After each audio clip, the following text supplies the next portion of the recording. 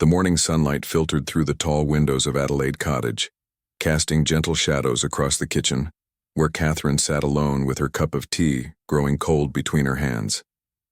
The house felt unusually quiet. With the children, already at school and the usual bustle of royal duties temporarily set aside, she had been staring at the same email on her laptop screen for the past 20 minutes, the words blurring together as her mind wandered to places she tried so hard to avoid. The past few weeks had been particularly challenging.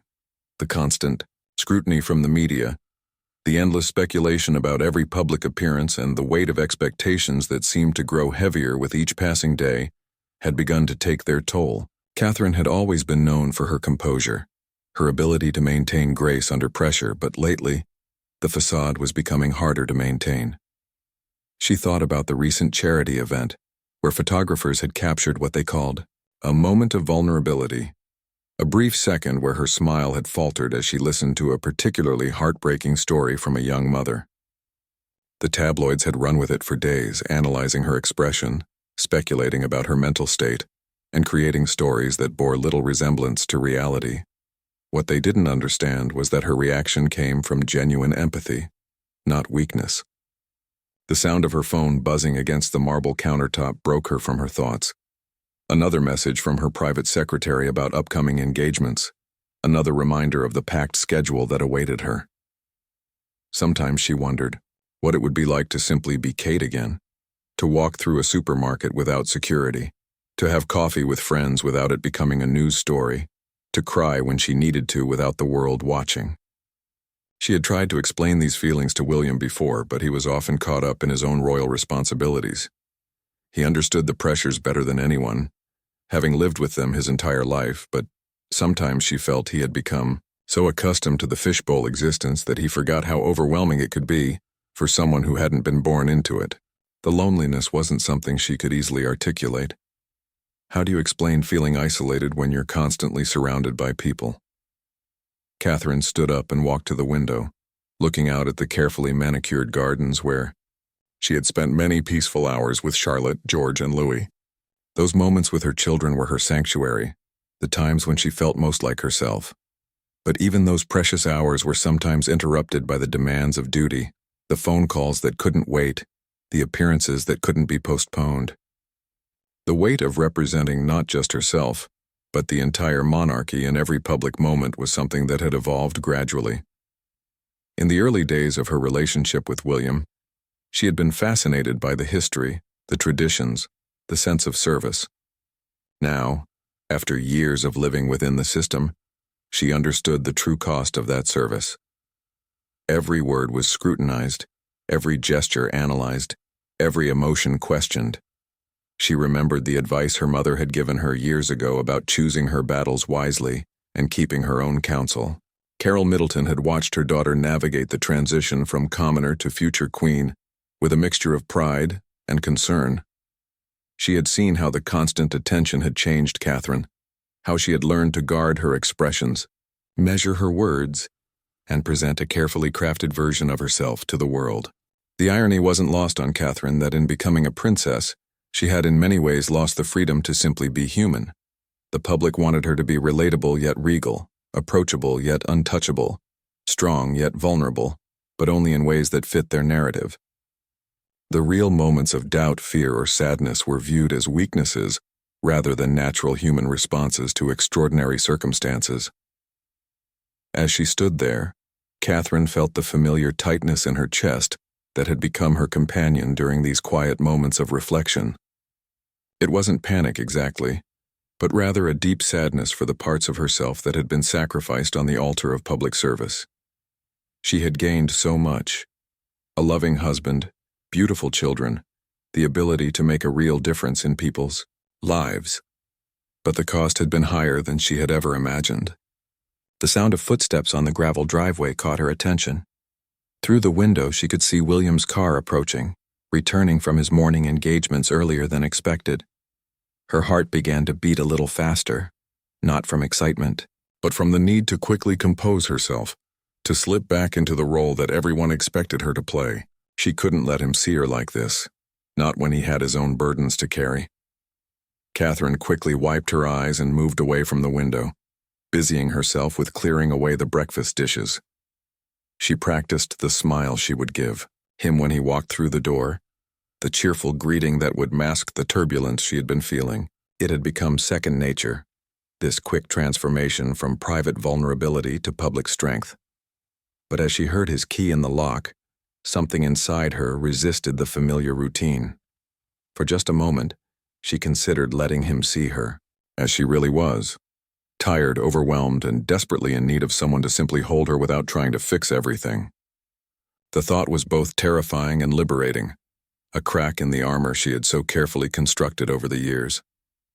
The door opened with its characteristic creak, and Catherine took a deep breath, knowing that whatever happened in the next few moments would either reinforce the walls between them or finally allow them to come down. Her hands trembled slightly as she turned toward the sound of his approaching footsteps, her heart carrying the weight of unspoken words and hidden tears that had been building for far too long.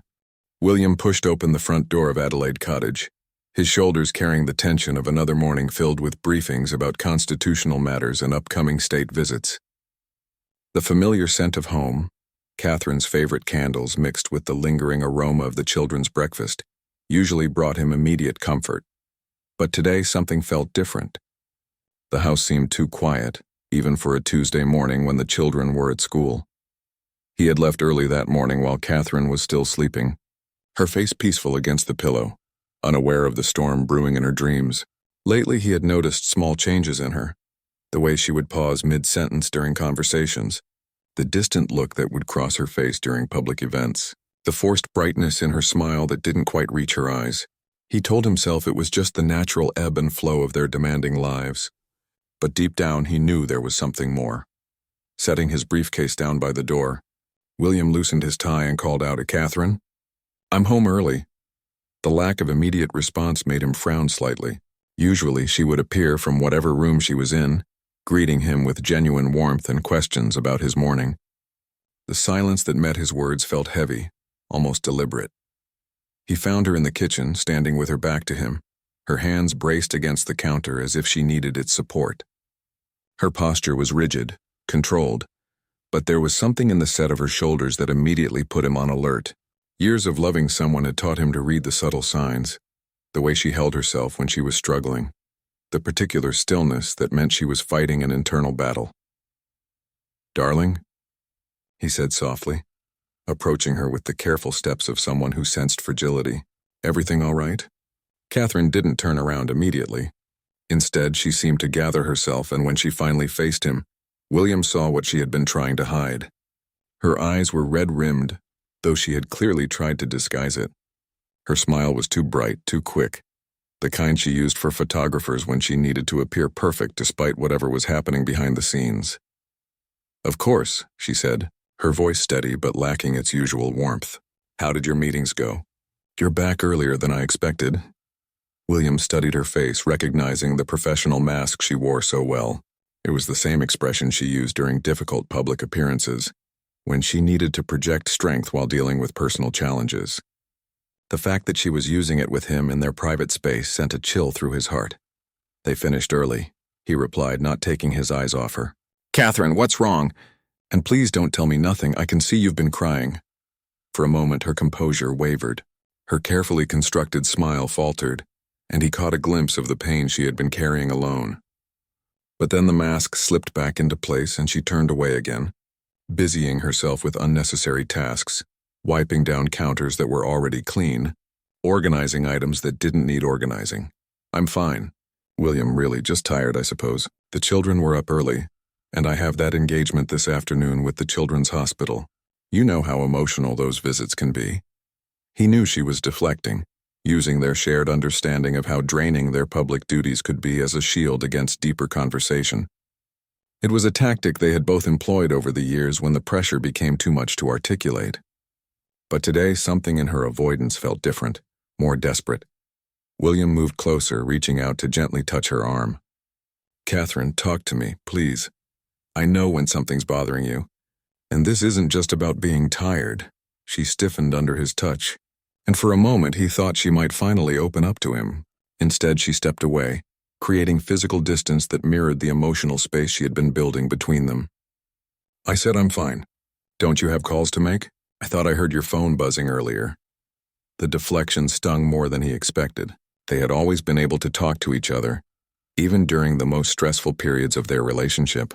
The fact that she was shutting him out now, using his own responsibilities as a reason to avoid connection, made him realize how serious whatever she was dealing with must be. My calls can wait, he said firmly. You're more important than any meeting or briefing. Whatever's going on, we can work through it together. We always have. Catherine's laugh was brittle, lacking any real humor. Have we, though? When was the last time we really talked about anything beyond schedules and appearances and what the children need for school? When did we last have a conversation that wasn't interrupted by duty calls or security briefings? The words hung in the air between them, carrying a weight of accumulated frustration and loneliness that William was only beginning to understand. He realized with a sinking heart that she was right.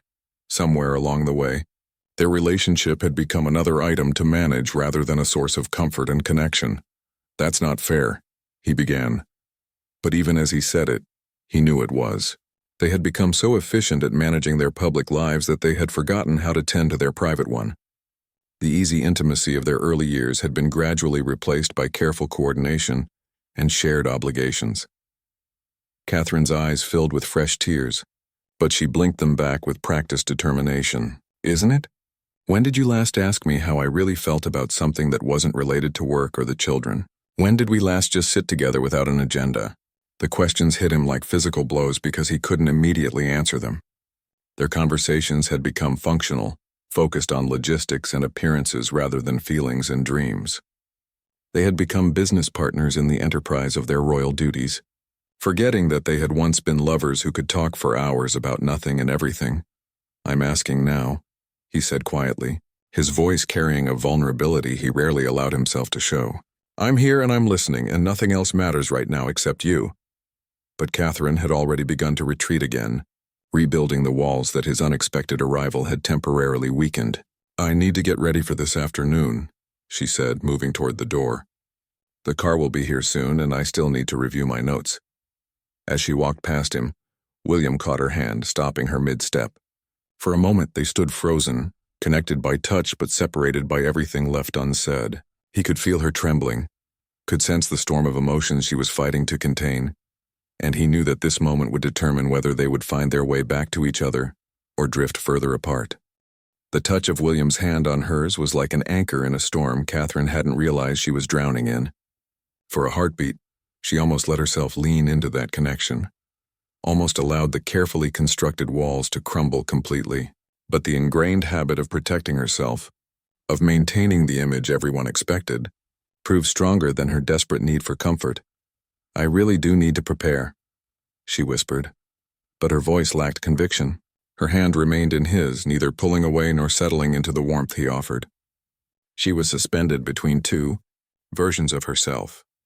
The woman who had learned to carry every burden in silence and the wife who remembered what it felt like to share her fears with the person who loved her most.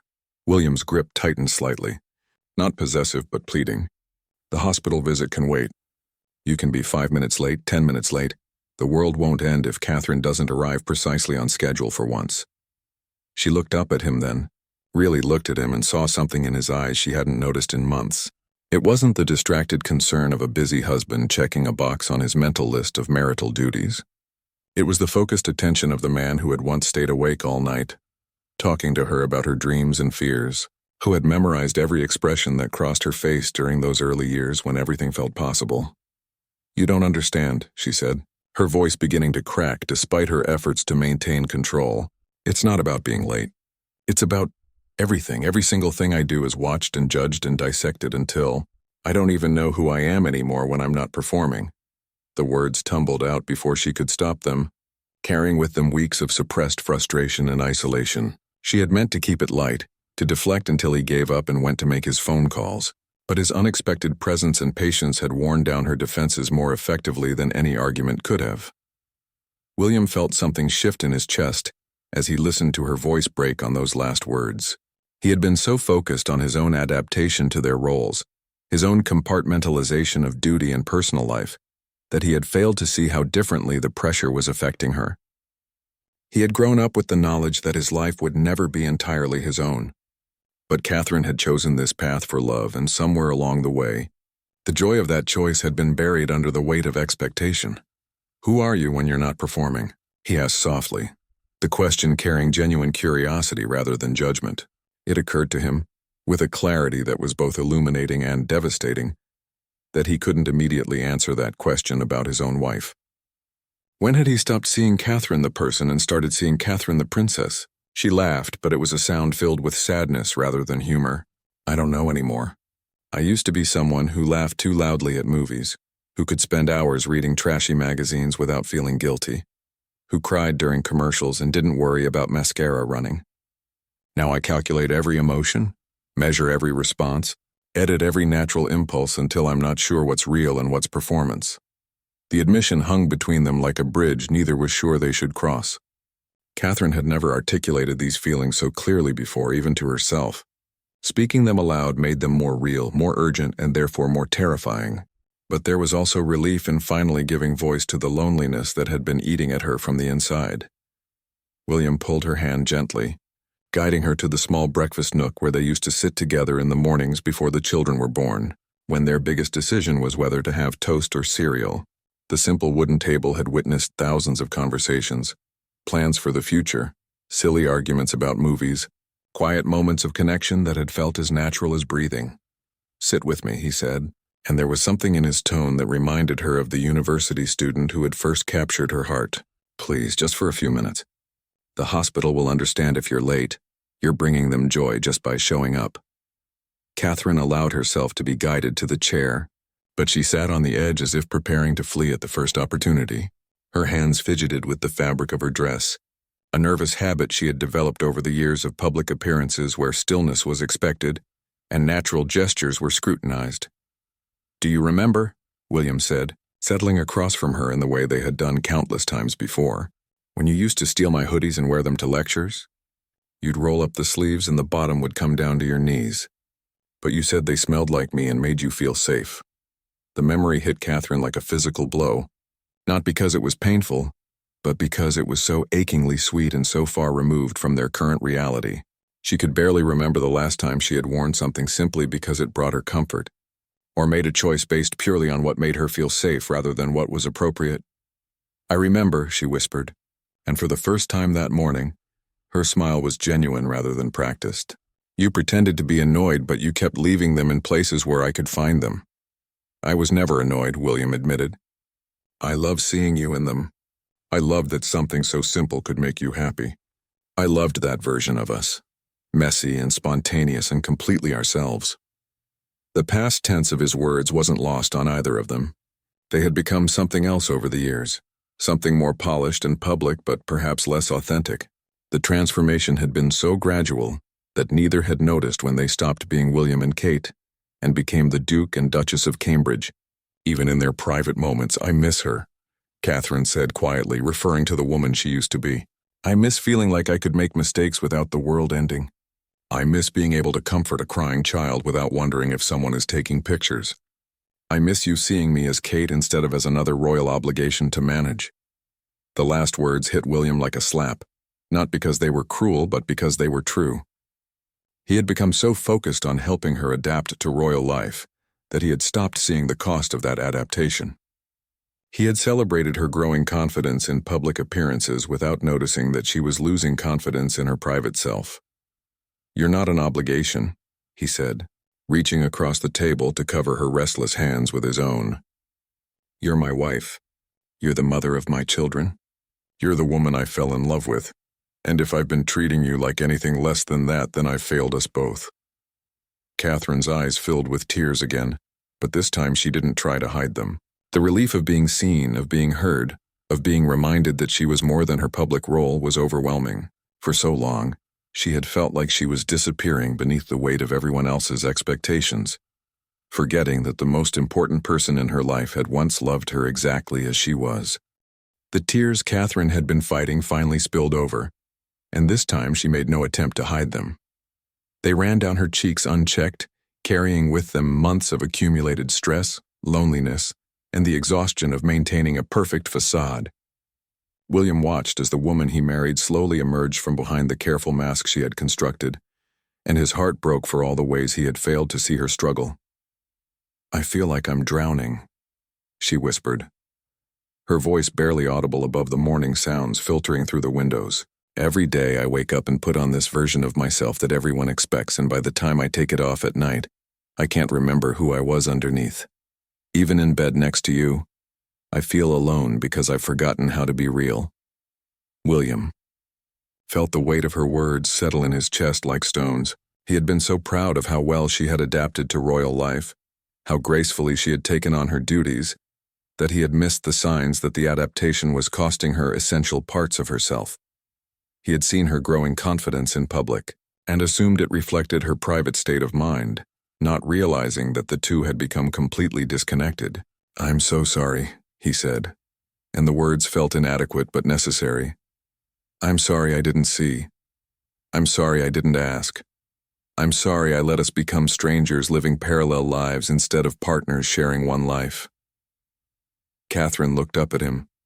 Through her tears, and for the first time in months, she saw not the Prince William who had duties to fulfill and appearances to maintain, but simply William, the man who had once promised to love her through everything, who had held her hand during her father's illness, who had laughed with her until they cried over ridiculous inside jokes that no one else understood. "I didn't know how to tell you," she admitted. "You seemed so comfortable with everything, so natural at balancing it all. I thought if I told you how much I was struggling, it would just be another burden for you to carry. You already have the weight of the crown, the expectations of the nation, the pressure from your father. I didn't want to add my problems to that list." The irony wasn't lost on William that in trying to protect each other, they had created the very distance they were attempting to avoid. Catherine had hidden her struggles to spare him additional worry, while he had focused on external duties to provide stability for their family. Both had been acting from love, but neither had realized that their good intentions were starving their relationship of the honesty it needed to survive. "You're not a burden," William said fiercely, leaning forward across the small table until their faces were only inches apart. "You're my partner. Your struggles are mine to share, just like mine should be yours to share. We're supposed to carry things together, not separately." Catherine reached up to touch his face, her fingers tracing the familiar lines around his eyes that had deepened over the years of public service. "When did we stop doing that? When did we stop being us?" It was a question that deserved more than a simple answer. William thought back over the months and years, trying to pinpoint when their easy intimacy had been replaced by careful politeness. Perhaps it had happened gradually, during the endless series of public engagements where they learned to communicate through glances and subtle gestures rather than words. Maybe it had begun during the sleepless nights with newborn babies when conversation became purely functional. Or it could have started when the media attention intensified and they began to guard their words even in private, afraid that somehow their most vulnerable moments might be exposed to public scrutiny. "I think," William said slowly, "we got so good at being the Duke and Duchess that we forgot how to be William and Kate. We became so focused on serving everyone else that we stopped serving each other." The truth of it settled between them like a challenge. They had both become experts at their public roles, had learned to navigate the complexities of royal duty with grace and efficiency. But in mastering those external demands, they had neglected the internal work of maintaining their connection as individuals and as a couple. Catherine wiped her eyes with the back of her hand, a gesture so natural and unguarded that it reminded William of the girl he had fallen in love with at university. "I miss talking to you about stupid things," she said with a watery smile. "I miss complaining about bad movies and debating whether pizza counts as a vegetable because of the tomato sauce. I miss you making me laugh until my stomach hurt." "I miss that too," William admitted. "I miss hearing your real laugh, not the polite one you use at events. I miss your terrible jokes and the way you used to steal food off my plate and pretend you weren't hungry. I miss knowing what you were, thinking without having to guess based on diplomatic smiles." They sat in the growing awareness of everything they had lost, but also in the fragile hope of what they might be able to reclaim. The love was still there. It had never disappeared, but it had been buried under layers of duty and expectation until neither could reach it easily. Now, with Catherine's tears having washed away some of those layers, They could see the foundation that remained. "The Children's Hospital," Catherine said suddenly, glancing at the clock on the wall. "I should call and postpone." William shook his head. "Don't postpone. I'll come with you." "You don't have anything scheduled this afternoon?" "I do, but I'm canceling it," William said with a decisiveness that surprised them both. "Those children need to see the real you, the one who cries during commercials and laughs too loudly. And I need to remember why I fell in love with that person in the first place." Catherine felt something shift inside her chest, a loosening of tension she hadn't even realized she was carrying.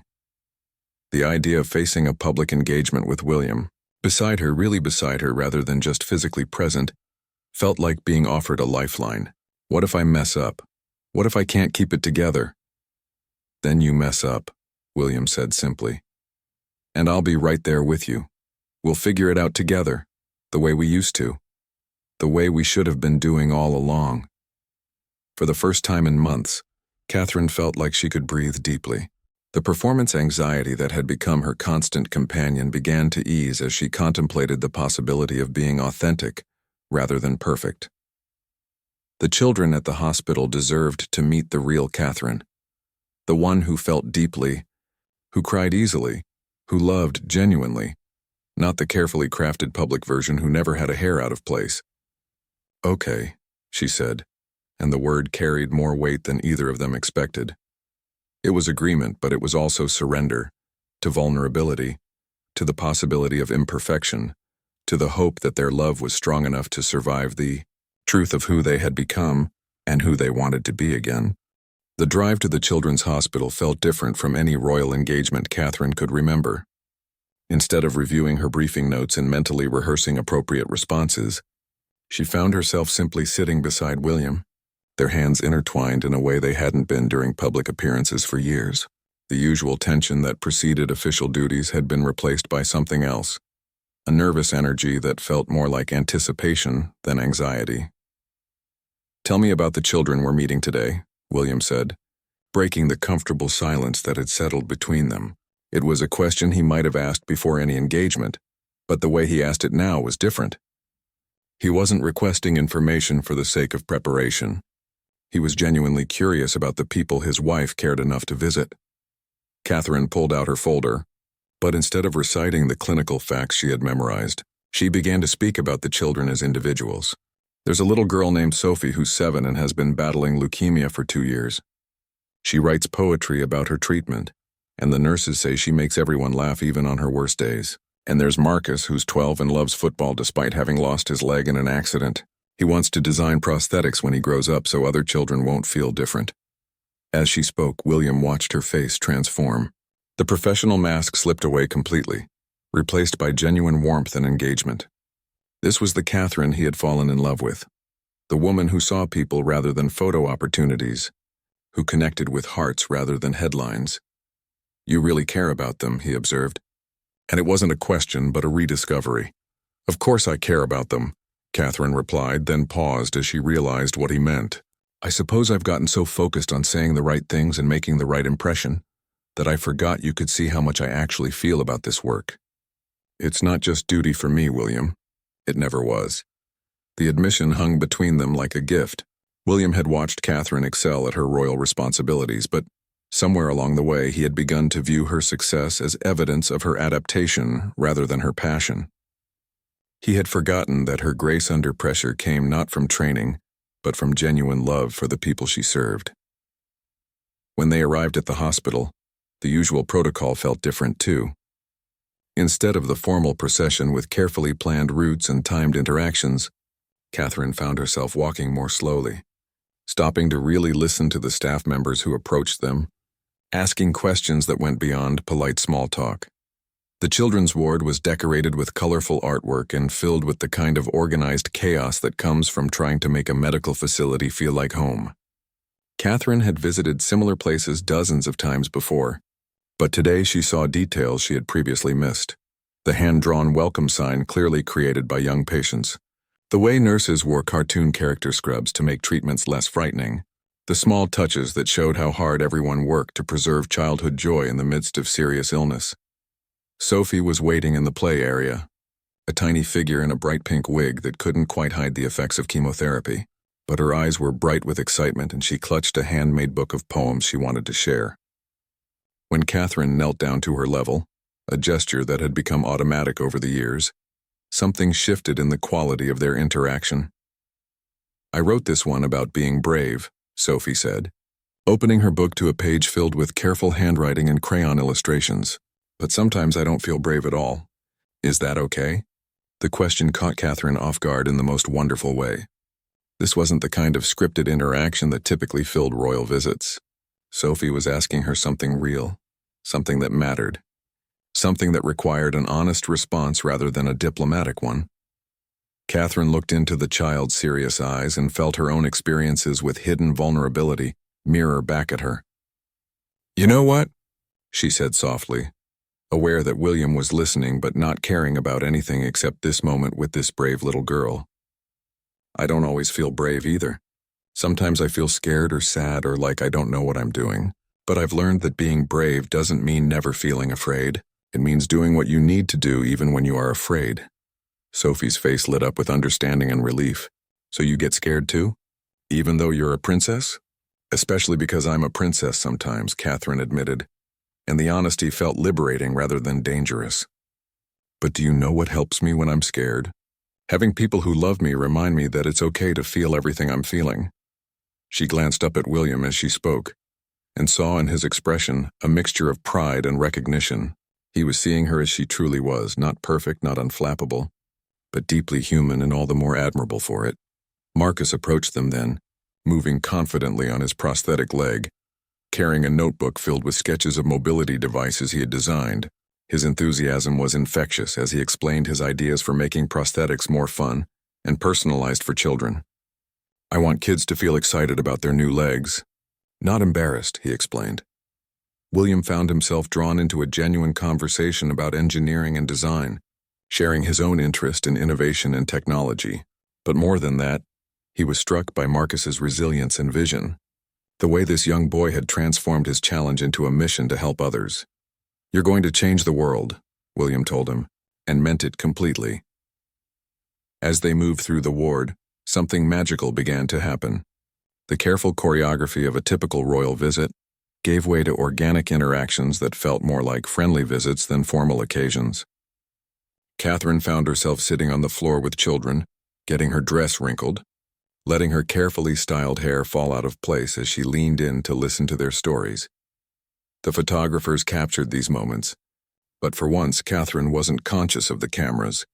She was present in a way she hadn't been during public engagements in months, fully engaged with the people in front of her, rather than worried about how she appeared to those watching from afar. When they visited the teenage ward, they met Emma, a 16-year-old who was recovering from surgery but facing a long rehabilitation process. Instead of offering platitudes, Catherine found herself sharing her own struggles with feeling lost and overwhelmed, speaking to Emma with the honesty of one young woman to another. "Sometimes I feel like everyone expects me to have all the answers," Catherine confided, "but the truth is I'm still figuring things out day by day." Emma's eyes widened with surprise and gratitude. "Really? You seem so perfect and put together." Catherine laughed, her real laugh, the one William had missed so desperately. "I promise you I am far from perfect. I make mistakes, I have bad days, and I definitely don't have all the answers, but I've learned that it's okay to be a work in progress." The conversation continued for nearly 20 minutes, well beyond the scheduled time, but no one seemed to notice or care. This was connection in its purest form, and it reminded Catherine of why she had been drawn to this work in the first place. Not for the titles or recognition, but for these moments of human understanding and mutual support. As they prepared to leave, the hospital staff gathered to thank them for their visit, but the gratitude felt mutual. Catherine realized that these children and their families had given her something precious in return. They had reminded her that authenticity was not a weakness but a strength, that vulnerability could be a bridge rather than a barrier. The car ride home was filled with a different kind of quiet than the morning's heavy silence. Catherine sat back against the leather seat, feeling emotionally drained but strangely renewed. Her hair had indeed fallen out of its careful styling. Her makeup had smudged from the tears she hadn't bothered to hide when saying goodbye to the children, And there was a small stain on her dress from where little Thomas had accidentally spilled juice during their art session. For the first time in years, she didn't immediately reach for her compact mirror to fix these imperfections. "That was incredible," William said, and his voice carried a wonder that made Catherine turn to look at him. "I haven't seen you like that in I don't know how long. You were completely yourself." Catherine considered his words, rolling them around in her mind like a discovery. "I wasn't I? I stopped thinking about how I looked or what I should say and just existed in those moments. It felt like breathing again." The metaphor was more accurate than she had initially realized. For months she had felt like she was holding her breath during public appearances, carefully controlling every expression and gesture until the performance was over. Today she had simply been present with people who needed her presence, not her perfection. "Emma reminded me of myself at her age," Catherine continued, gazing out the window at the familiar countryside rolling past.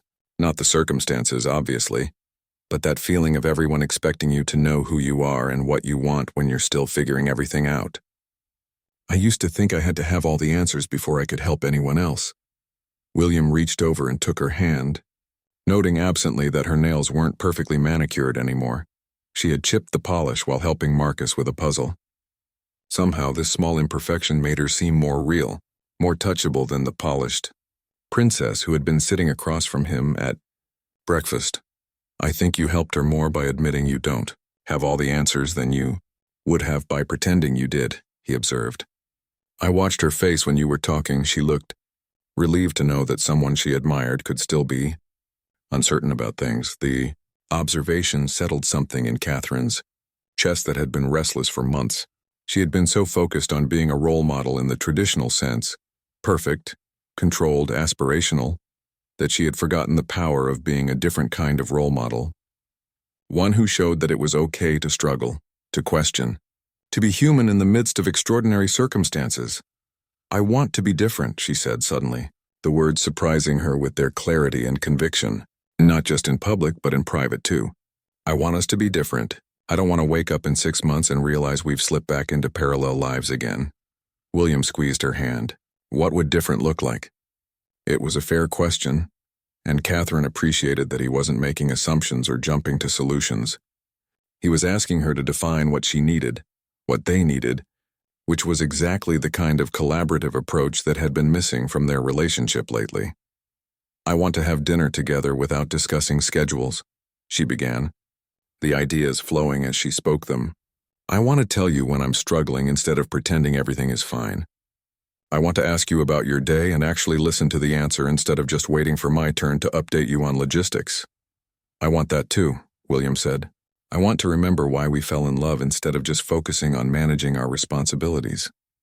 I want to be partners again, not just co-workers who happen to live in the same house." The admission was painful but necessary. They had become incredibly efficient at running their household and fulfilling their duties. But efficiency wasn't the same as intimacy. They had optimized their lives for productivity rather than connection, and both had paid the price in loneliness and isolation. "The children have noticed," Catherine said quietly, voicing something she had been afraid to acknowledge. "Charlotte asked me last week why Daddy and I don't laugh together anymore like her friends' parents do." I didn't know what to tell her. The words hit William like a physical blow. He had been so focused on providing stability and security for his family that he hadn't considered how his emotional distance might be affecting his children. They had learned to read the careful politeness between their parents as normal, but children were perceptive enough to know when something essential was missing. "We can change that," he said, and there was determination in his voice that reminded Catherine of the young man who had once promised to love her through everything. "We can be the kind of parents they deserve, the kind who show them what a loving partnership actually looks like." As they turned into the drive of their home, Catherine felt a mixture of anticipation and nervousness. The conversation had opened doors that had been closed for months, but walking through those doors would require ongoing effort and vulnerability from both of them. It was easier to identify the problems than to consistently implement the solutions. "What if we forget?" she asked, voicing the fear that was lurking beneath her hope. "What if we get caught up in the next crisis or the next demanding schedule and fall back into old patterns?" William considered this as he turned off the engine, not dismissing her concern but thinking seriously about how to address it. Then we remind each other. We make it okay to call each other out when we're slipping away again. We schedule time for us the same way we schedule everything else. Not because it should have to be scheduled, but because it's important enough to protect. They sat in the car for a few extra moments, neither eager to break the intimate space they had created. The house in front of them represented both sanctuary and challenge. It was where they could be most themselves, but it was also where the habits of distance and disconnection had taken root. "I love you," Catherine said, and the words carried weight they hadn't held in months. Not the Prince William, not the future king, not the father of our children, though I love all of those parts too. I love you, the person who used to make me toast when I was stressed and who knew exactly what to say when my grandmother died. I want to find our way back to loving each other that simply again. William turned to face her fully, seeing not the Duchess of Cambridge but Kate Middleton, the woman who had stolen his heart at university and somehow managed to keep it through everything that had followed. "We will," he promised. "It might take time and it probably won't be perfect, but we will. Because what we have is worth fighting for, and I'm tired of fighting everything except the distance between us." As they finally got out of the car and walked toward their front door, Catherine realized that this was what hope felt like after a long period of resignation. It wasn't the naive optimism of thinking everything would be effortlessly perfect, but the mature understanding that love required conscious choice and consistent effort. For the first time in months, she was ready to make that choice and put in that effort together. 3 months later, Catherine stood in the same kitchen where her tears had fallen that Tuesday morning. But everything felt fundamentally different. The late afternoon sun cast the same golden light through the windows, but she was no longer standing alone with cold tea and overwhelming thoughts. Instead, she was laughing, genuinely laughing, at William's attempt to help Charlotte with her school project about the solar system, which had somehow resulted in papier-mâché planets scattered across every available surface. "Daddy, Jupiter isn't supposed to be smaller than Mars," Charlotte giggled, holding up 2 decidedly disproportionate spheres. "And why is Saturn purple? It's supposed to be yellow and brown." "Artistic interpretation," William declared solemnly, though his eyes were dancing with mischief as he caught Catherine's amused gaze over their daughter's head. "Some of the greatest artists in history took creative liberties with their subjects. I don't think Mrs. Patterson is going to accept that explanation," Charlotte replied with the kind of logical precision that reminded Catherine so much of William at that age. "But I suppose we can start over." Louis toddled into the kitchen then, covered in what appeared to be glue and glitter from his own craft project, leaving a sparkling trail behind him. George followed, attempting damage control with a roll of paper towels that was rapidly disappearing as he tried to clean up his younger brother's artistic explosion. "Mummy, I think Louis ate some of the glitter," George announced with the weary tone of an older sibling who had clearly been monitoring the situation. "Should we be worried about that?" Catherine scooped Louis into her arms, examining his suspiciously sparkly mouth with practiced maternal concern. "A little bit of edible glitter won't hurt him, but let's get him cleaned up before he turns into a disco ball." The chaos was exactly the kind that would have sent her into anxious overdrive months ago.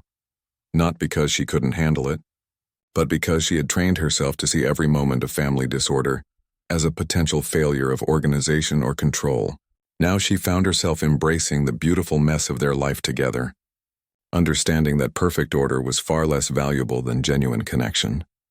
As she wiped glitter from Louis's face, Catherine caught sight of her reflection in the kitchen window. Her hair was escaping from its ponytail, there was paint on her sweater from helping with George's art homework, and she looked tired in the way that came from fully engaging with life, rather than simply performing it. She looked, she realized with surprise, happy. "I have an idea," William announced, abandoning his attempts to reshape Jupiter into something more astronomically accurate. "What if we ordered pizza for dinner and had a picnic in the garden? We can work on Charlotte's project outside where the mess won't matter as much." The suggestion was simple, but Catherine understood the deeper meaning behind it. This was William choosing family time over the stack of briefings waiting on his desk. This was both of them prioritizing being present over being productive. This was the kind of spontaneous decision they had once made easily, but had forgotten how to make somewhere along the way. "Can we have ice cream for dessert?" Charlotte asked hopefully. Can we have ice cream before dinner? George added, always willing to push boundaries in the name of optimization. Can Louis have ice cream at all, considering the glitter situation? Catherine laughed, bouncing their youngest son gently as he babbled contentedly in her arms. The negotiation that followed was exactly the kind of chaotic, democratic family discussion that had been missing from their carefully scheduled life. Everyone had opinions, everyone wanted to be heard, and somehow they reached a compromise that satisfied no one completely, but made everyone feel included. It was messy and inefficient and absolutely perfect. As they gathered supplies for their impromptu garden picnic, Catherine's phone buzzed with a text from her private secretary about the following day's engagements. Instead of immediately checking it and mentally shifting into work mode, she glanced at William and made a conscious choice to let it wait. The message wasn't urgent, and this moment with her family was too precious to interrupt with tomorrow's responsibilities. "You didn't check your phone," William observed, and there was appreciation in his voice rather than surprise. Over the past few months, they had both worked to establish better boundaries between their public duties and private moments, but it was still a conscious effort rather than a natural habit. "It can wait," Catherine said simply, and meant it. "Right now I'm exactly where I need to be." The garden picnic turned into one of those golden family memories that neither of them would have planned, but both would treasure. Charlotte successfully completed her solar system project, with significantly more accurate proportions. George entertained everyone with increasingly elaborate theories about why Louis might have superpowers from eating glitter, and William and Catherine found themselves talking about everything and nothing the way they used to do during their university days. As the sun began to set, and the children grew tired from their outdoor adventure, Catherine and William worked together to clean up the remnants of their impromptu celebration. The teamwork felt natural rather than choreographed, and their conversations flowed easily between practical logistics and personal observations. "Emma sent me a letter," Catherine mentioned as she gathered scattered art supplies. "The girl from the hospital. She's starting college next month and wanted to thank me for telling her it was okay not to have everything figured out." William paused in his collection of papier-mâché planets. "That's wonderful. How does it feel to know you made that kind of difference?" "It feels like the most important work I've ever done," Catherine admitted. Not because it was public or photographed or officially recognized, but because it was real. Because I was real. The distinction had become central to how Catherine approached both her public duties and private relationships. She had learned to distinguish between performing authenticity and actually being authentic, between managing emotions and experiencing them, between serving others and connecting with them. "I've been thinking about that day," William said, settling beside her on the garden bench where they had shared so many conversations over the years. "Not just the hospital visit, but that morning when you finally told me how you were really feeling. I keep wondering what would have happened if I hadn't come home early, if you had continued carrying all of that alone." Catherine considered the question seriously.